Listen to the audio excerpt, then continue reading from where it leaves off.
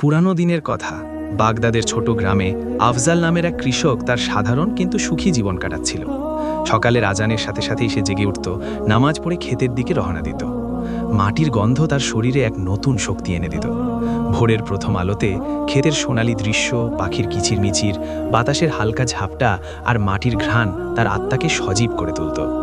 ভোরে উঠে পরিশ্রম করা তার জীবনের অংশ ছিল এবং সে এতেই শান্তি পেত।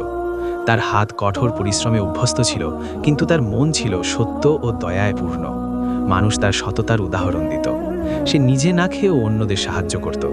বসতিতে কারো উপর কঠিন সময় এলে আফজাল সবার আগে এগিয়ে আসত। সারাদিন মজুরি করা এবং সন্ধ্যায় ক্লান্ত হওয়া সত্ত্বেও বাচ্চাদের সাথে হাসি খুশি সময় কাটানো, এটাই ছিল তার পৃথিবী। বসতিতে আফজাল তার 2 বাচ্চা ও এক স্ত্রীর সাথে সুখে দিন কাটাচ্ছিল। কয়েক মাস পর রমজানুল মুবারকের বরকত তার দরজায় কড়া নাড়ল। কিন্তু এই বছর রমজানের আগমনের সাথে সাথে এক বড় পরীক্ষাও এলো। খেতে গমের ফসল পেকে সোনালি হয়ে গেছে, কিন্তু কাটার জন্যে কোনো সাহায্যকারী নেই। মজুর রাখার মতো টাকা তার কাছে ছিল না, আর পুরো কাজের বোঝা তার একার কাঁধে এসে পড়ল। প্রচণ্ড গরম, রোজার কষ্ট আর সারাদিনের পরিশ্রম তার শরীরকে নিস্তেজ করে দিচ্ছিল। কিন্তু সাহস হারানো তার স্বভাবে ছিল না। সে প্রতিদিন সেহেরির পর খেতে পৌঁছাতো, ঘামে ভিজে গম কাটত আর সন্ধ্যায় ক্লান্ত পায়ে বাড়ি ফিরত। এই পরীক্ষা তার জন্য কঠিন ছিল, কিন্তু তার ঈমান তাকে প্রতিনিয়ত সাহস দিচ্ছিল যে পরিশ্রম কখনো বিফলে যায় না। আফজাল সারা জীবন সততা আর পরিশ্রমে কাটিয়েছে, কিন্তু দারিদ্র্যের ছায়া সবসময় তার সঙ্গে ছিল। প্রতিদিন সে আল্লাহর দরবারে সেজদা করত, রোজা রাখত, নামাজ কাজা করত না, তবুও জীবনের কষ্টগুলো তার পিছু ঝাঁকত না। একদিন জোহরের নামাজের পর যখন সে খেতে পৌঁছল, তখন তার মনে একটা খচখচানি তৈরি হলো। এত বছরের ইবাদত, কঠোর পরিশ্রম আর ধৈর্যের পরেও কেন সে অভাবের মধ্য দিয়ে যাচ্ছে? তার নেক কাজ আর সেজদার কি কোনো প্রতিদান নেই যা তার কঠিন সময় কাজে আসতে পারে? এই চিন্তা শয়তানি ছিল নাকি শুধুই তার অভিযোগ, সে নিজেও সিদ্ধান্ত নিতে পারল না। কিন্তু এই প্রশ্ন যেন তার মনে বাসা বেঁধে ফেলল। বারবার মনে আসত, প্রতি মুহূর্তে তাকে অস্থির করে তুলত। সে চাইলেও মন থেকে এটা সরাতে পারছিল না। এই প্রশ্ন শুধু আফজালের নয়, বরং প্রতিটি মানুষের মনেই আসে যে আমি মন দিয়ে এত পরিশ্রম করি, ইবাদত করি, তবুও কেন শান্তি আর স্বস্তি পাই না? যদি এই প্রশ্ন কখনো আপনার মনেও এসে থাকে, তবে এর উত্তর শুনে আপনার মন শান্তি আর তৃপ্তিতে ভরে যাবে। প্রচণ্ড গরমে রোজা রেখে কাজ করা আফজালের জন্য সহজ ছিল না। ক্ষুধা ও তৃষ্ণা তীব্র আকার ধারণ করেছিল। শরীর নিস্তেজ হয়ে পড়ছিল আর সহ্য করা কঠিন হয়ে যাচ্ছিল। তাই সে কিছুক্ষণের জন্য একটা ঘন গাছের ছায়ায় গিয়ে বসল এবং আসরের নামাজ আদায় করল, যাতে শরীর একটু শান্তি পায়। নামাজের পর আফজাল যখন দোয়ার জন্য হাত তুলল, তখন মনের সব অভিযোগ ঠোঁটে চলে এলো। চোখ ভিজে গেল এবং মন নিজের অজান্তেই বলে উঠল, হে আল্লাহ, যদি আমার আমলগুলো সত্যিই তোমার কাছে কবুল হয়ে থাকে, তবে তার প্রতিদান আমাকে দুনিয়াতেই দিয়ে দাও। আখেরাতের কথা তো অনেক দূরের ব্যাপার। আমি আরও ইবাদত করে আবার নেকি কামিয়ে নেব। আমার যে আমলগুলো আছে তার বদলে আমার কষ্টগুলো দূর করে দাও আর আমাকে শান্তি দাও। এটাও কি কোনো জীবন? এক এক টাকার জন্য কত পরিশ্রম করি, তার উপর বৃষ্টি আর ঝড়ে ফসলও নষ্ট হয়ে যায়। অন্তত এত ইবাদতের বদলে অন্য লোকেদের তুলনায় আমার ফসল তো ভালো হওয়া উচিত ছিল। এই দোয়া করে সে নিজেই ভয় পেয়ে গেল, কিন্তু মনের অস্থিরতা কমানোর জন্যে শেষমেশ মুখ দিয়ে প্রশ্নটা বের করেই ফেলল। কিছুক্ষণ সে ওখানেই চিন্তায় ডুবে বসে রইল। তারপর নিজেকে সামলে নিল এবং আবার খেতে গিয়ে কাজে লেগে গেল। সারাদিনের পরিশ্রমে সে অত্যন্ত ক্লান্ত হয়ে পড়েছিল, কিন্তু যেই সে বাড়ি পৌঁছল, স্ত্রী ও বাচ্চাদের সাথে ইফতার করল, তখন মনে শান্তি অনুভব করল। তাই ঈশার নামাজ ও তারাবিও পড়ল। নামাজের পর বাড়ি এসে ক্লান্তিতে সে দ্রুতই ঘুমের কোলে ঢলে পড়ল। কিন্তু এই ঘুম সাধারণ ঘুম ছিল না, বরং এমন এক স্বপ্ন ছিল যা তার জীবনকে চিরতরে বদলে দিতে চলেছিল। প্রিয় বন্ধুরা, রাত গভীর হয়ে গিয়েছিল এবং সেই কৃষকও গভীর ঘুমে আচ্ছন্ন ছিল। হঠাৎ সে এক অদ্ভুত স্বপ্নে হারিয়ে গেল। সে নিজেকে হাসরের ময়দানে দেখল, যেখানে সূর্য মাত্র কয়েক হাত দূরে ছিল। প্রখর রোদে প্রতিটি মানুষ ঘামে ভিজে ভীষণ পেরেশান ছিল। ভয় আর আতঙ্কের মধ্যে আফজালও এদিক ওদিক ছুটছিল, কিন্তু পালানোর কোনো জায়গা ছিল না। হঠাৎ হাসরের ময়দানের মাঝখানে এক বিশাল ও শানদার প্রাসাদ পেশ করা হলো। এমন প্রাসাদ যা ইয়াকুত ও প্রবাল দিয়ে তৈরি, যার দেওয়ালগুলো আলো ছড়াচ্ছিল। তার প্রতিটি তলা বিশাল এবং প্রতি তলায় হাজার হাজার ঘর ছিল। প্রতিটি ঘর এমন হুর বসেছিল যার সৌন্দর্য দেখতে যুগের পর যুগ লেগে যাবে। প্রতিটি দরজা খাঁটি সোনার ছিল, তার নকশায় এমন চমক ছিল যে দর্শকদের চোখ ধাঁধিয়ে যাচ্ছিল। প্রাসাদের সামনে একটা আঙিনা ছিল যা এত বিশাল যে পুরো হাসরের ময়দানও তার সমান হবে না। সবুজ আর সজেজ বাগান, রঙিন ফল, সুগন্ধ ছড়ানো গাছ, আর তাদের মাঝখান দিয়ে দুধ, মধু, পবিত্র পানীয় ও স্বচ্ছ পানির নহর বইছিল, যার প্রবাহ হৃদয় প্রশান্তি দিচ্ছিল। গাছের ঘন ছায়ায় সোনার এক বিশাল সিংহাসন পাতা ছিল, যার উপর মখমলের বালিশ রাখা ছিল। চারপাশে অত্যন্ত সুন্দর ও কম বয়সী কিশোরেরা দাঁড়িয়ে আদেশের অপেক্ষা করছিল। বাতাসে এমন সব পাখি উড়ছিল যার সৌন্দর্য মানুষের ভাষায় বর্ণনা করা যায় না। তার মনে নিজের অজান্তেই এই প্রশ্ন জাগল যে আসলে এই প্রাসাদ কার? কে সেই ভাগ্যবান যার জন্য আল্লাহ তাআলা এই পুরস্কার রেখেছেন? হঠাৎ এক ফেরেশতা তাকে জিজ্ঞেস করল, ওহে, তুমি এখানে কি করছো? আফজাল উত্তর দিল, জি, আমি এই প্রাসাদের সৌন্দর্য দেখছি। কৃষক ফেরেশতার দিকে তাকিয়ে প্রশ্ন করল, এই সুন্দর ও শানদার প্রাসাদ নিশ্চয়ই কোনো নবী বা অলির হবে নাকি? ফেরেশতা নরম গলায় উত্তর দিল, না, তাদের মর্যাদা এর থেকেও অনেক ওপরে। আফজাল আরও জিজ্ঞেস করল, তাহলে এটা নিশ্চয়ই কোনো বড় আলেম বা জ্ঞানী লোকের হবে? ফেরেশতা হেসে বলল, না, এটা তাদেরও নয়। কৃষক অস্থির হয়ে ফেরেশতার দিকে তাকালো এবং মিনতি ভরা গলায় বলল, তাহলে এই প্রাসাদ কোন ভাগ্যবানের? আল্লাহর দোহাই, আমাকে বলো, আমার কৌতূহল দূর করো।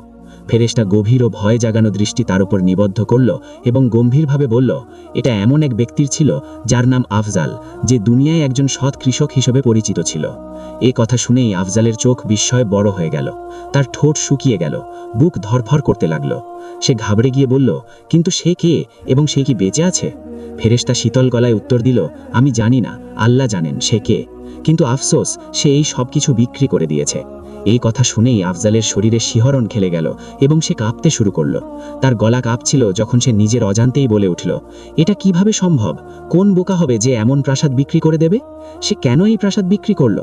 আসলে কি উদ্দেশ্যে এবং কত দামে? ফেরেশতা বলল, সে অত্যন্ত নির্বোধ ব্যক্তি ছিল। সে শুধু দুনিয়ার সামান্য কিছু টুকরো পাওয়ার বিনিময়ে, যা জানা নেই তার কপালে আছে কিনা, আল্লাহর দেওয়া এই চিরস্থায়ী প্রাসাদকে প্রত্যাখ্যান করেছে। ক্ষণস্থায়ী দুনিয়ার কয়েক মুহূর্তের আরামায়েশের জন্য সে চিরকালের জন্য লোকসানে পড়ে গেছে। তারপর ফেরেশতা অর্থপূর্ণ দৃষ্টিতে আফজালের দিকে তাকালো এবং বলল, ভাই সাহেব, আপনিই বলুন, ওই লোকটা কি ভালো করেছে নাকি খারাপ? কৃষক ঘামে ভিজে গিয়েছিল, তার শরীরে কম্পন ধরেছিল। সে কঁপা গলায় বলল, এই লোক নিশ্চয়ই অত্যন্ত নির্বোধ ছিল, যে চিরস্থায়ী জান্নাতের আরামকে ক্ষণস্থায়ী কষ্টের বিনিময়ে বিক্রি করে দিয়েছে। এই কথা বলতেই আফজালের চোখ খুলে গেল এবং সে স্বপ্ন থেকে জেগে উঠল। ভয় ও অনুশোচনায় ভরা মন নিয়ে সে সোজা মাটিতে লুটিয়ে পড়ল এবং সেজদায় চলে গেল।